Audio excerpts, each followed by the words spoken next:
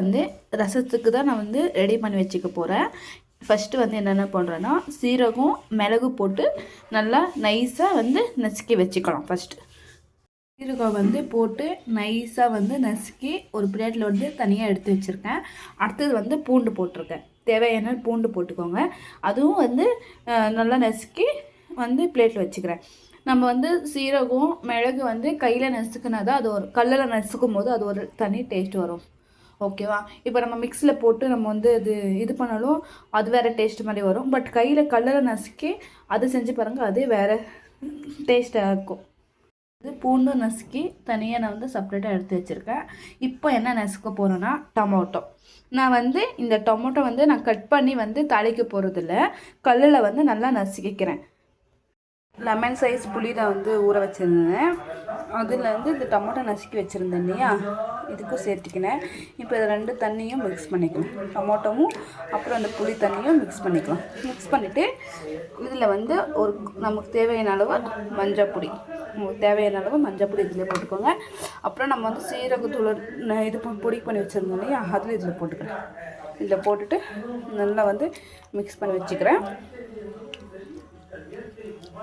கொத்தமல்லியும் இதில் வந்து நான் சேர்த்துருக்கேன்.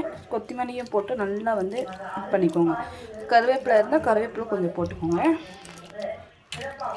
எங்கள் வீட்டு மாடி மேலே இருக்குது, போய் தாளிக்கு போயிட்டு எடுத்துகிட்டு வரணும். அதனால தான் நான் இன்னும் போல இதை மட்டும் ஊற வச்சுக்கலாம். இன்னும் பாகம் என்னென்னா தாளிக்கிறது மட்டும்தான். பாத்திரம் வச்சுருக்கேன், அதுக்கு வந்து தேவையான அளவுக்கு ஆயில் ஊற்றிக்கலாம். ரசத்துக்கு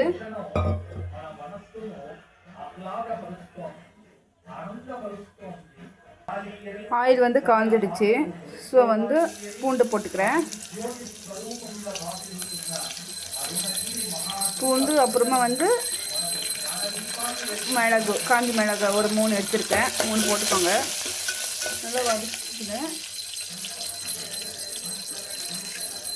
கடைசியில் போட்டுக்கிறேன். கருவேப்பிலை போட்டு நல்லா வதக்கிக்கோங்க. இந்த ப்ரௌன் கலர் ஆகணும்.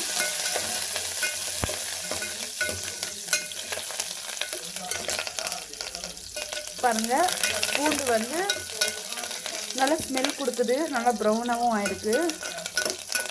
இந்த டைமில் வந்து நம்ம நெசுக்கி வச்சுருக்கோம் இல்லையா சீரக பொடி, அதுவும் இதில் போட்டுக்கலாம். போட்டுட்டு நல்லா திருப்பி கொடுத்துக்கலாம். திருப்பி கொடுத்த ஒரு 2 மினிட்ஸ் வரைக்கும் வெயிட் பண்ணுங்கள். நல்ல ஒரு ஸ்மெல் வரும், ரசம் ஸ்மெல்லு. ஸோ 2 மினிட்ஸ் கொஞ்சம் நேரம் எழுந்துட்டு 2 மினிட்ஸ் வரைக்கும் நல்லா இதாகட்டும். கருக விடக்கூடாது. ஸோ இந்த டைமில் வந்து நம்ம எல்லாமே போட்டு இது பண்ணி வச்சுருக்கோம் இல்லையா, அது வந்து இதில் போட்டுக்கலாம். தேவையான தண்ணி நம்ம ஊற்றிக்கலாம். அதில் தேவையான உப்பு போட்டாச்சு. இப்போ வந்து நல்லா மிக்ஸ் பண்ணிக்கலாம். மிக்ஸ் பண்ணிவிட்டு அப்பப்போ மிக்ஸ் பண்ணக்கூடாது. நம்ம தேவையான தண்ணி ஊற்றிருக்கோம். மிக்ஸ் பண்ணிவிட்டு நம்ம வந்து அப்படியே விட்டுடணும். இது வந்து கொதிக்கக்கூடாது. இந்த வந்து கொதிக்க ஸ்டார்ட் ஆகும் இல்லையா, அப்போ வந்து நம்ம ஆஃப் பண்ணணும். பாருங்கள், கொதிக்க வந்து ஸ்டார்ட் ஆகிருக்கு, இன்னும் இல்லை, வெயிட் பண்ணுங்கள்.